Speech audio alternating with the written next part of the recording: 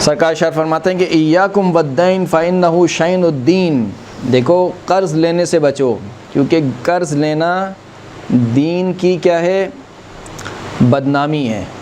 قرض لینا دین کی بدنامی ہے۔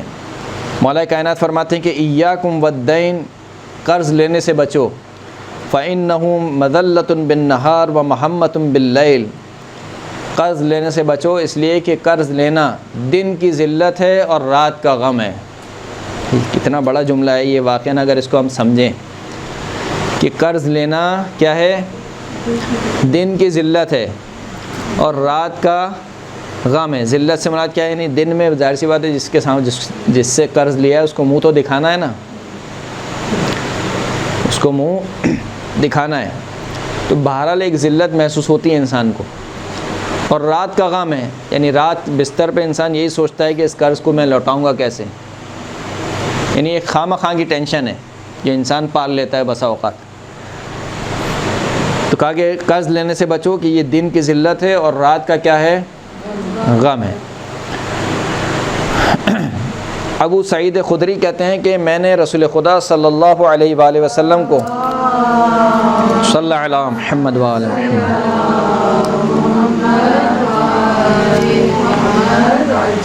سرکار کو کہتے ہوئے سنا کہ فرماتے تھے کہ اعوذ باللہ من الکفر والدین، میں خدا کی پناہ چاہتا ہوں کفر سے اور قرض سے، کفر سے اور قرض سے اللہ کی پناہ چاہتا ہوں۔ قیل یا رسول اللہ اتعدل الدین بالکفر، اللہ کے رسول سے کہا گیا کہ کیا آپ قرض کو کفر کے برابر سمجھتے ہیں؟ یعنی کفر کے ساتھ ساتھ کس کا ذکر کیا؟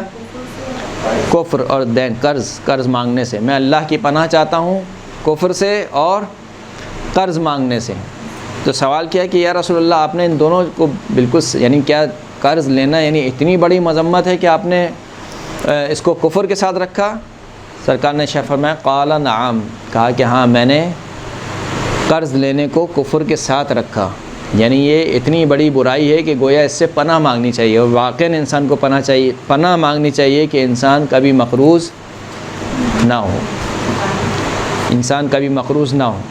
کیونکہ مقروض نہ ہونے میں بہت سے فائدے ہیں۔ ایک تو سب سے بڑا جو فائدہ ہے وہ عزت نفس ہے، انسان کی عزت نفس محفوظ رہتی ہے، اس لیے کہ اگر آپ قرض لیتے ہیں تو چاہے قرض دینے والا جتنا ہی اچھا آدمی کیوں نہ ہو، یعنی اگر میں جملہ کہوں تو جملہ غلط نہیں ہوگا، قرض دینے والا امام معصوم ہی کیوں نہ ہو، تب بھی مانگنے میں ذلت ہے، مانگنے میں کیا ہے؟ ذلت ہے۔ چوتھے امام فرماتے ہیں کہ سوال کرنے میں ذلت ہے، اگرچہ کہ سوال یہ ہو کہ راستہ کہاں ہے، یعنی آپ مثال کے طور پر کسی سے پوچھ رہے ہیں، اب یہاں پر آپ کو راستہ معلوم نہیں ہے، آپ کو جانا ہے مثال کے طور پر امام بارگاہ، انچولی کا امام بارگاہ، آپ اس سے سوال پوچھیں کہ یار انچولی کا امام بارگاہ کہاں پڑے گا، تو امام فرماتے ہیں کہ اتنا چھوٹا سوال بھی کا اس سوال میں بھی ذلت ہے،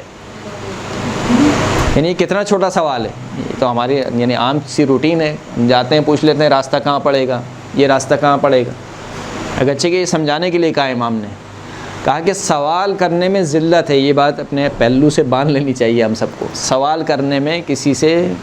سوال کرنا ہے تو خداوند کریم سے سوال کریں کہ جو مانگنے پر ذلیل نہیں کرتا،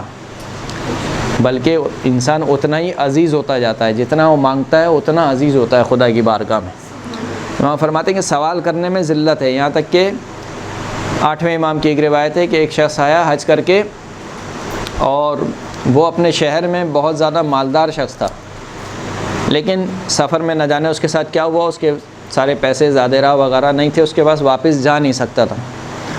تو وہ امام کی خدمت میں حاضر ہوا، امام کی خدمت میں اور صحابی بھی موجود تھے، اس نے امام سے اپنا مسئلہ ڈسکس کیا، پھر اس کے بعد جب وہ چلے گئے تو پھر امام گھر میں تشریف لے گئے، اور امام نے دروازے کے پیچھے سے اس کو آواز دی، اور دروازے سے پیچھے سے آواز دینے کے بعد دروازے کے پیچھے سے ہاتھ نکال کے اس کو 200 درہم دیے یا 200 دینار جو بھی ہے، یعنی ایک بہت بڑی رقم دی، یعنی اگر میں آج کے زمانے میں سمجھانا چاہوں اس کو کہ مثال کے طور پر 10 لاکھ روپے، 15 لاکھ روپے، مثال کے طور پر 1 کروڑ روپے، اتنی بڑی رقم اس کو دے دی اس کو، اور وہ چلا گیا۔ تو اصحاب نے کہا کہ آپ نے اس کو کوئی کم رقم نہیں دی تھی، یعنی ایک مرتبہ انسان کو ذلت یہ محسوس ہوتی ہے کہ میں مثال کے طور پر 10 روپے اس کو کیا دوں، 5 روپے اس کو کیا دوں؟ آپ نے اس کو اچھی خاصی رقم دی، اس کے باوجود دروازے کے پیچھے سے ہاتھ نکال کر دی۔ امام نے فرمایا کہ ہاں یہ شخص عزیز شخص تھا، معزز شخص تھا اپنے شہر میں، مانگنے والا نہیں تھا، لیکن سوال کرنے سے اس کی ایک عزت اور آبرو جا رہی تھی۔ میں نہیں چاہتا تھا کہ جو سوال کرنے کی ذلت اور ذلت ہے وہ اس کے چہرے سے اس کے آثار نمایاں ہوں، لہٰذا میں اس کو دیکھنا نہیں چاہتا تھا کہ مجھے دیکھ کر اس کے چہرے پر ذلت کے آثار نمودار ہو جائیں، لہٰذا میں نے اس کو دروازے سے پیچھے ہاتھ ڈال کر پیسے دیے۔ تو بالآخر